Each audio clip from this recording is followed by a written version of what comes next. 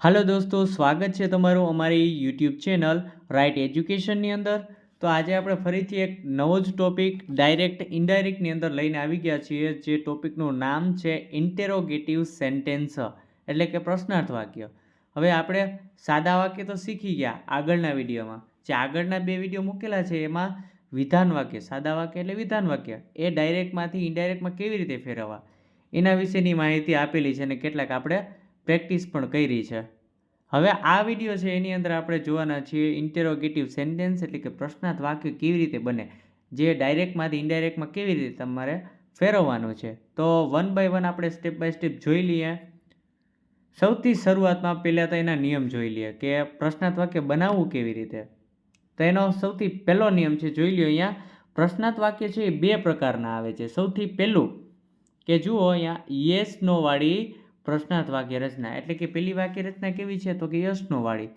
એમાં શું ફેરફાર થશે તો એની અંદર am is are, was were, shall will, can, could, should, would, may, might, must આટલા જે શબ્દો છે, આ શબ્દોને તમારે વાક્યની શરૂઆતમાં જો તમે આને જુઓ ત્યારે તમારે સમજવું કે આ શબ્દ કયા છે, આ વાક્ય કયું છે તો કે યસનો વાળી પ્રશ્નાર્થ વાક્ય રચનાનું વાક્ય છે।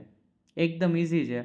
તમારી આટલા જે શબ્દ અહીંયા આપેલા છે એ જો તમે વાક્યની શરૂઆતમાં જુઓ ને એટલે સમજી જવાનું કે આ યસનું વાળું પ્રશ્નાર્થ વાક્ય છે। હવે એની અંદર શું ફેરફાર કરવાનો એ આગળ કહું। બીજું જુઓ અહીંયા બીજા કેવા વાક્ય આવે તો કે WH વાળા પ્રશ્નાર્થ વાક્ય, એ કેવા હોય તો એની શરૂઆત કેનેથી થાય?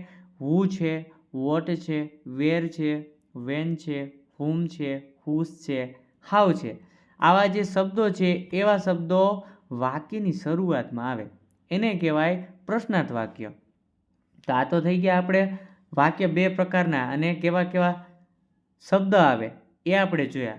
હવે આપણે સંયોજક જે આપણે મૂકતા હતા બે વાક્યની વચ્ચે અને ક્રિયાપદ, એ શું મૂકવાનું એ પણ આગળ જોઈએ। WH જે પ્રશ્નાર્થ વાક્ય હોય ને એની અંદર તમારે ઇફ શબ્દ લગાડવાનો નથી, એમાં શું કરવાનું સીધો WH શબ્દ જ લખી નાખવાનો। કેવી રીતે એ આપણે વાક્યની પ્રેક્ટિસ કરીએ ત્યારે એની અંદર જોઈ। તમારે જો આ નિયમ લખવો હોય તો તમે સ્ક્રીનશોટ પાડીને લખી શકો છો। આગળ વધીએ, સૌથી પહેલું વાક્ય લઈએ। જુઓ અહીંયા પહેલું વાક્ય આપેલું છે, teacher said to the students shall we start practice. અહીંયા પાછળ પ્રશ્નાર્થ ચિહ્ન નથી આપેલો, પણ અહીંયા ટાઈપિંગ મિસ્ટેક છે એટલા માટે તમારે પાછળ પ્રશ્નાર્થ ચિહ્ન મૂકવાનો રહેશે। અહીંયા આપણે પ્રશ્નાર્થ ચિહ્ન કરી દઈએ। હવે આપણે આનું ડાયરેક્ટમાંથી ઇનડાયરેક્ટમાં ફેરવવાનું છે, તો કેવી રીતે ફેરવશું? જો વિધાન વાક્ય તમને આવડતા હોય તો એકદમ ઇઝી છે। તો જુઓ હમણાં જ આપણે આગળ શબ્દો આપેલા છે, તો જો એમાં અહીંયા સેલ આપેલો છે, સેલ એટલે સાદો વર્તમાનકાળ છે। તો હવે આપણે આને શું કરવાનું છે તો જે સેલ છે સેલને આપણે પાછળ લઈ જવાનો છે। કેવી રીતે? સૌથી પહેલાં ટીચર છે તો ટીચરનું ટીચર જ રહેશે નીચે પણ, ત્યાર પછી સેડ છે, સેડ આપણું ક્રિયાપદ છે, તો યાદ કરો આપણે જે સાદા વાક્ય હતા એમાં શું કરતા, આપણે સેડનું આપણે ટોલ્ડ કરતા, પણ અહીંયા સેડનું ટોલ્ડ નહીં થાય। તો અહીંયા શું કરવાનું છે તો પ્રશ્નાર્થ વાક્યમાં તમારે સેડને બદલે તમારે આસ્કેડ શબ્દ લખવાનો છે। ત્યાર પછી બે નામ પૂરા થાય એટલે તરત જ તમારે ઇફ શબ્દ લખવાનો છે, પણ જોવાનું આગળ ખાસ WH શબ્દ ન હોવો જોઈએ। જો WH શબ્દ હોય તો અહીંયા ઇફ આવશે નહીં, પણ અહીંયા આપણે WH શબ્દ આગળ નથી એટલે અહીંયા આપણે સીધું ઇફ લખી દઈશું। આટલું કામ થઈ ગયું, અડધું થઈ ગયું। હવે જો આગળ વાક્ય કેવી રીતે બદલવાનું છે તો જુઓ આપણે અહીંયા સેલ છે, સેલને પાછળ લઈ જવાનો અને વી છે તેને આગળ લઈ આવવો પડે, તો વી આગળ આવે એટલે વીનું થઈ જશે ધ્યેય, જે આપણે વીનું ધ્યેય કર્યું છે। ત્યાર પછી સેલ પાછળ વહી જાય તો સેલનું વુડ થશે, ક્યારેય પણ સેલનું શુડ નહીં થાય, જે આપણે નિયમ આગળ પણ સમજાવેલો છે। શુડ એટલા માટે ન થાય કે શુડ છે એ કોઈ પણ વસ્તુ વિશેની જરૂરિયાત, કોઈ પણ ફરજિયાતપણું બતાવવા માટે આપણે એનો ઉપયોગ કરીએ છીએ, તો અહીંયા આપણે વાક્યમાં ફરજિયાતપણું બતાવવાનું નથી, એટલા માટે અહીંયા સેલનો શુડ નહીં પણ વુડ થશે। ત્યાર પછીનું જે ક્રિયાપદ હોય એમનેમ બેઠે બેઠું તમારે લખી દેવાનું રહેશે, જે કંઈ પણ હોય એ। સ્ટાર્ટ છે તો અહીંયા સીધું તમારે બેઠું સ્ટાર્ટ જ લખી દેવાનું છે, કોઈ પણ જાતનો ફેરફાર નહીં થાય અને પ્રેક્ટિસનું પ્રેક્ટિસ રહેશે અને પાછળથી પ્રશ્નાર્થ ચિહ્ન નીકળી જશે। તો આ થઈ ગયું તમારું વાક્ય. ફેરફાર કેટલા કર્યા? તો આપણે જે બે નામની વચ્ચે જે ટોલ્ડ લખતા હતા એની જગ્યાએ તમારે આસ્કેડ લખવાનું.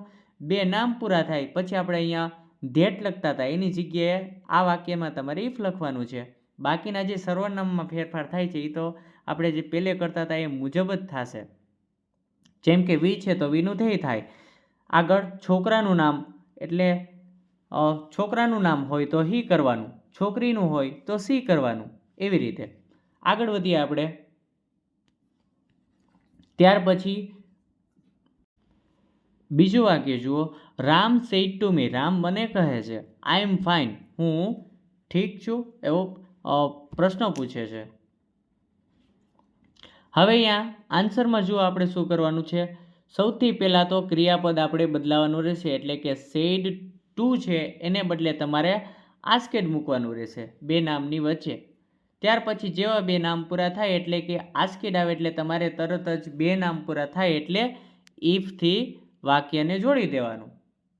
ત્યાર પછી જુઓ આઈ છે તો યાદ કરો આપણે આઈ આવે એટલે કયું નામ જોવાનું? તો કે પહેલું નામ જોવાનું. પહેલું નામ જોયું, રામનું નામ છે. રામ તો કે પુરુષ છે. પુરુષ હોય તો આપણે તરત જ હી સર્વનામ લખવાનું. જો સ્ત્રી હોય તો અહીંયા સી આવશે. ત્યાર પછી એમિઝારનું યાદ કરો. આપણે એમિઝારનું શું કરવાનું છે? એમિઝારનું વોઝવેર કરવાનું છે, એટલે કે સાદા વર્તમાન કાળને સાદા ભૂતકાળમાં ફેરવવાનું, એવી રીતે. ત્યાર પછી જે ક્રિયાપદ હોય એમનું બેઠું બેઠું આવશે. ફાઇન છે તો ફાઇનનું ફાઇન રહેશે. તો આ થઈ ગયું તમારું વાક્ય, આ થઈ ગયું તમારું પ્રશ્નાર્થ વાક્ય, અને પાછળથી પ્રશ્નાર્થ ચિહ્ન નીકળી જશે. આગળ વધીએ. ત્યાર પછીનું ત્રીજું વાક્ય જુઓ. Wife sad to Har husband, પત્ની તેના પતિને કહે છે વાય આર યુ ટેલ અ લાય, તમે શા કારણે ખોટું બોલો છો? તો અહીંયા આપણે સૌથી પહેલાં જે સેડ ટુ છે, સેડ ટુને બદલે આપણે અહીંયા આસ્કેડ મૂકવાનું રહેશે, એટલે કે બે નામની વચ્ચે તમારે સેડને બદલે તમારે આસ્કેડ મૂકી દેવાનું છે.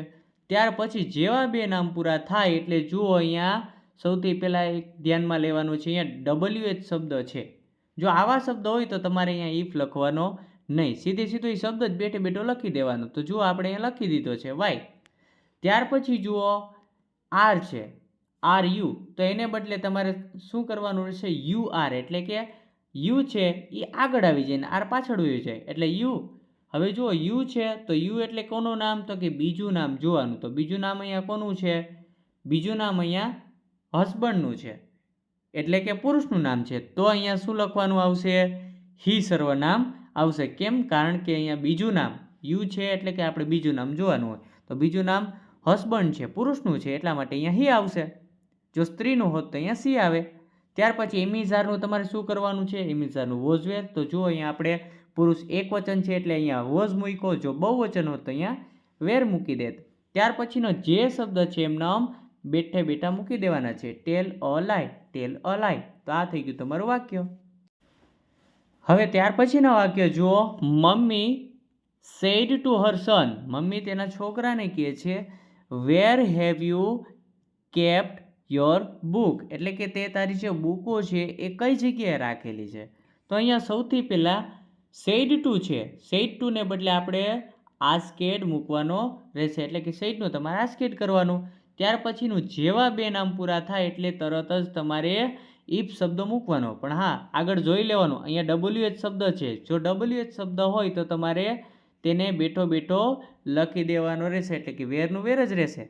ત્યાર પછી જુઓ હેવ છે તો હેવને તમારે પાછળ લઈ જવાનો રહે અને યુને આગળ લઈ જવાનો રહે. તો યુ આગળ આવી જશે એટલે યુનું શું થઈ જશે? તરત જ યુનું બીજું નામ જોવાનું. સનનું નામ છે, સન એટલે છોકરો, છોકરાનું નામ છે તો યુનું થઈ જશે હી.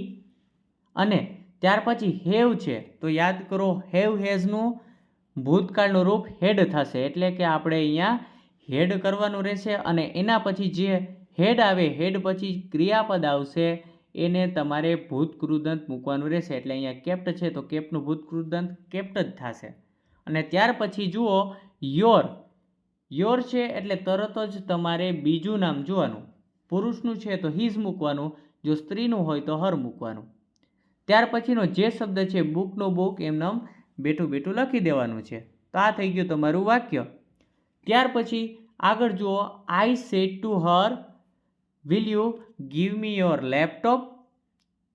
મેં તેણીને કીધું કે હું તમારું લેપટોપ લઈ શકું છું. હવે જો અહીંયા શું કરવાનું છે, ફરીથી સેડ ટુ છે, સેડ ટુને બદલે આપણે તરત જ આસ્કેડ લખવાનું છે બે નામની વચ્ચે. જેવા બે નામ પૂરા થાય એટલે જો ડબલ ઇફ શબ્દ ના હોય તો તમારે અહીંયા ઇફ લખી દેવાનો છે. ઇફ છે એ શું છે તો કે સંયોજક છે, બે વાક્યને જોડવાનું કામ કરે. કેવા તો કે પ્રશ્નાર્થ વાક્ય હોય એને. ત્યાર પછી જુઓ વિલ છે તો વિલ પાછળ વહી જશે યુની જગ્યાએ અને યુ આગળ આવી જશે. હવે જ્યારે પણ યુ હોય ત્યારે તમારે કયું નામ જોવાનું છે, બીજું નામ જોવાનું. તો અહીંયા બીજું નામ છોકરીનું છે એટલા માટે જો અહીંયા સી આવ્યો. જો છોકરાનું હોત તો અહીંયા હી આવત. ત્યાર પછી વિલ છે એ પાછળ વયું જાય. જો વિલ પાછળ વયું જાય તો વિલનું શું થશે, વિલનું થઈ જશે વુડ. જુઓ અહીંયા આપણે વિલ છે, વિલનું આપણે અહીંયા વુડ કરેલું છે. ત્યાર પછીનો જે ક્રિયાપદ આવે એ બેઠો બેઠો લખી દેવાનો. ગીવ છે તો ગીવ, રન છે તો રન, મેક છે તો મેક. અને મી છે, મીનું મી જ રહેશે, મીનો કોઈ પણ જાતનો ફેરફાર નહીં થાય.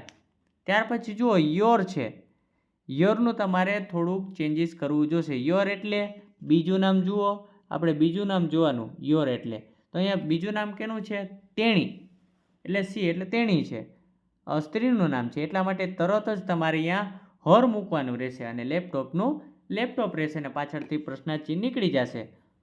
તો આવી જ રીતે આ તો ઇન્ટેરોગેટિવ સેન્ટેન્સ એટલે કે પ્રશ્નાર્થ વાક્ય કેવી રીતે ડાયરેક્ટમાંથી ઇનડાયરેક્ટ સ્પીચમાં પ્રશ્નાર્થ વાક્ય કેવી રીતે બનાવવાના. તો આઈ હોપ તમને વિડીયો ગમ્યો હશે.